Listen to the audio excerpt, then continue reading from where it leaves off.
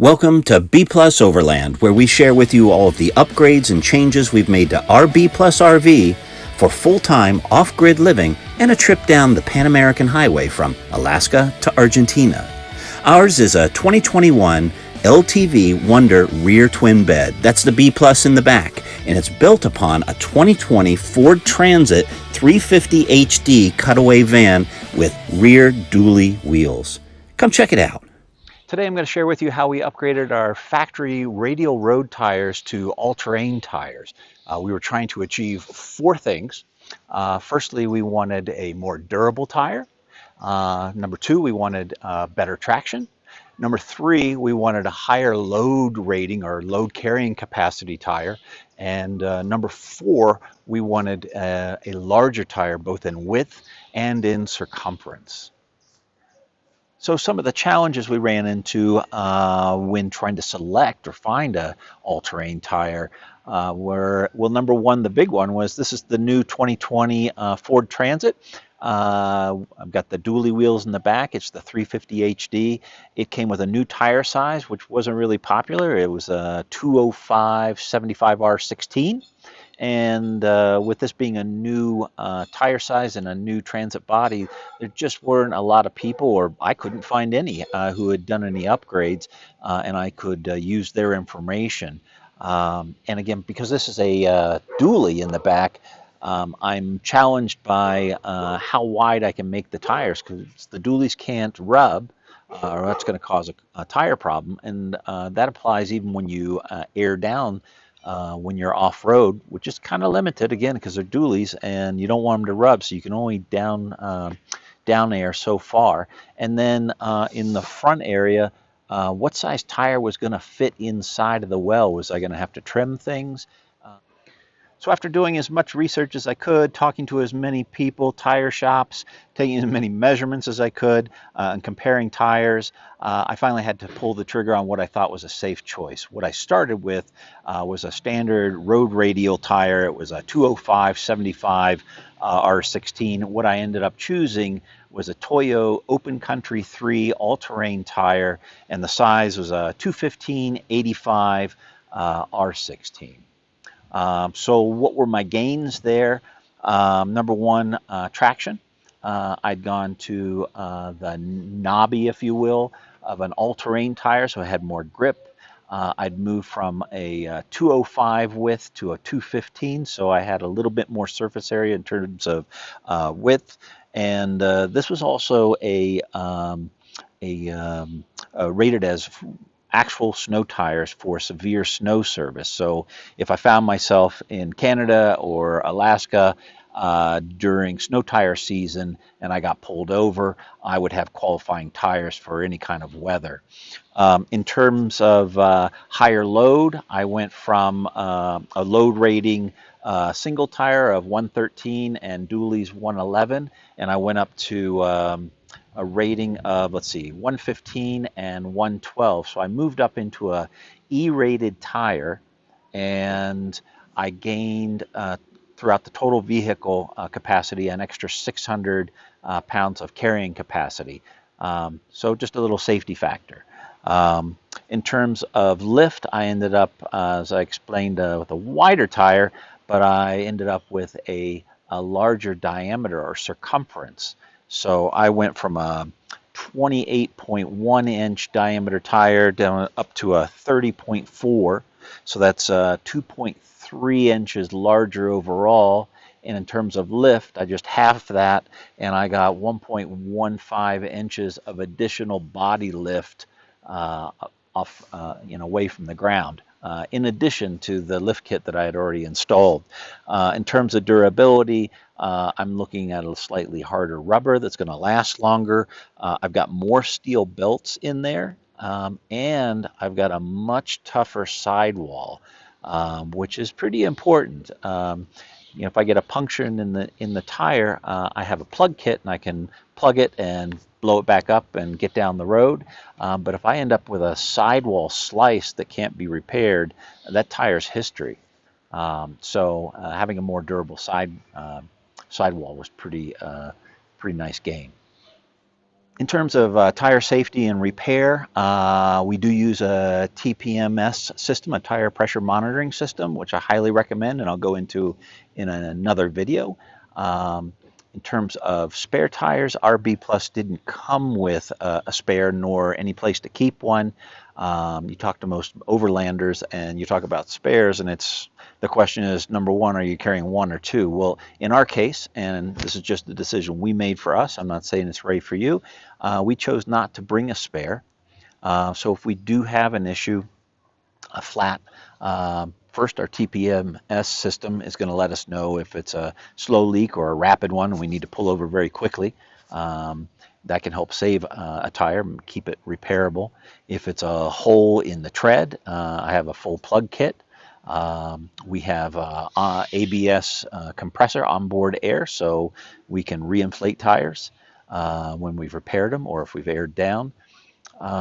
If we have a catastrophic failure, like a sidewall slice or puncture, and we can't repair it, well, we don't have the perfect solution, but it gets us to where we can get the tire replaced. So with our hydraulic leveling system, we can lift one, two, or all tires off the ground.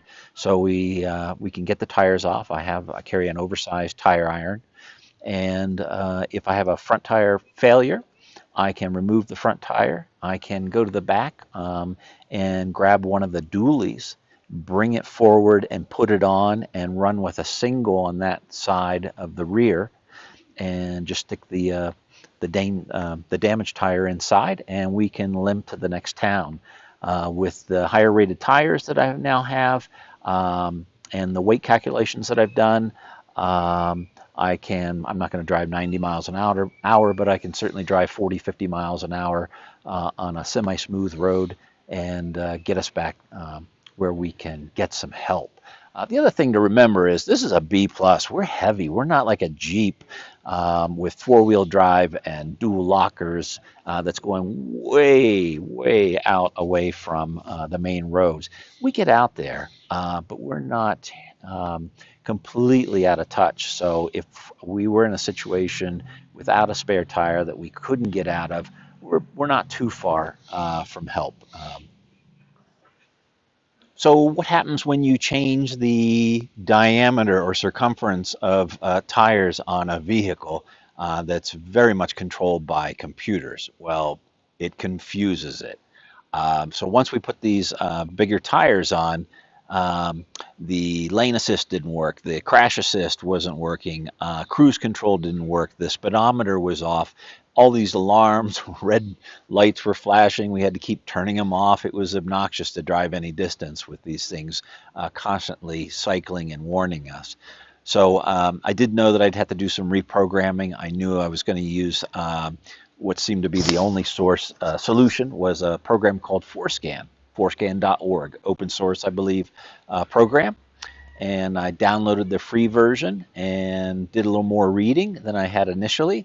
I realized I had to buy a license to get access to the things I needed to reprogram, which 1 year license for the unlimited version was only $12. So also we're not PC based, we're Mac based, and this program only works on Windows, so we had to borrow a laptop. So borrowed a laptop, downloaded the program, bought the license, and now I need to hook it to the car. I purchased the interface, the OBD interface that they recommend. This is a ODB Link XL. This plugs into the van computer underneath the driver's dash, and this end plugs into the laptop. Make sure you buy their recommended one. I did read on forums people trying to use other brands, and they were very frustrated. These are $59 and well worth the investment. So I followed the instructions on the Forscan website, and I went in to change the code that tells the computer what size wheels you have on. The stock code was 3146. Using the spreadsheet that Forscan recommends, and by the way, their forum and all their help sites, I recommend reading in those areas and learning about this before you actually start to do the reprogramming. There's lots of good information. But following their instructions, after I did the reading, I changed that code to 0929, which was what they recommended. I went out and did the test drive, and nothing worked. The alarms for the lane assist were going off, alarms um, for the crash control prevention. The speedometer didn't work, and it didn't make any difference. So I went in, and they have a spreadsheet where you can fine tune these codes. You put in over a measured mile what your actual um, speed over land was. You can use a downloadable GPS app on your phone, which is what I did. So you put in that number, what the readout on your speedometer says, and the code that you're using that they recommended, and they tweak the code, and then you enter the new tweaked code and fine tune it, and then go out and do the drive test. I did the drive test multiple times. It didn't solve anything, so I was a little worried, especially since the tires were already on.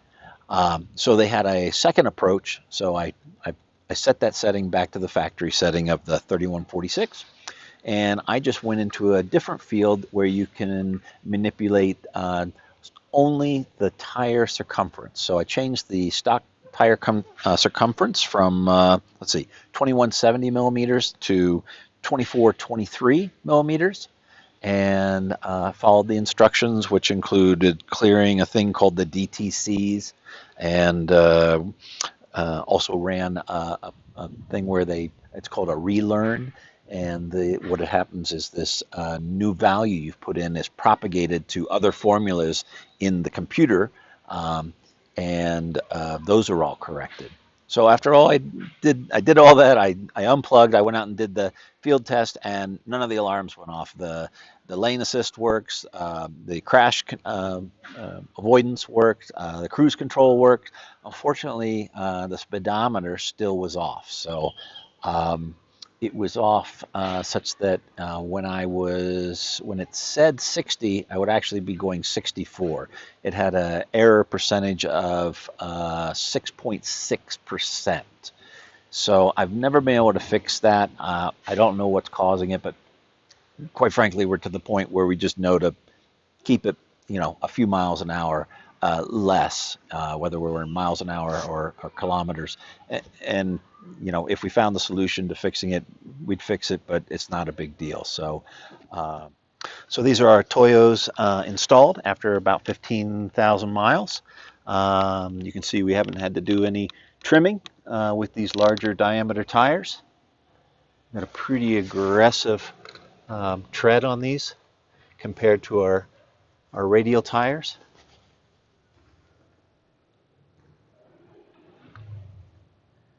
And I'll take you to the back, and you can see what the dualies look like. Okay, so these are the Toyo all-terrains installed on the rear dualies.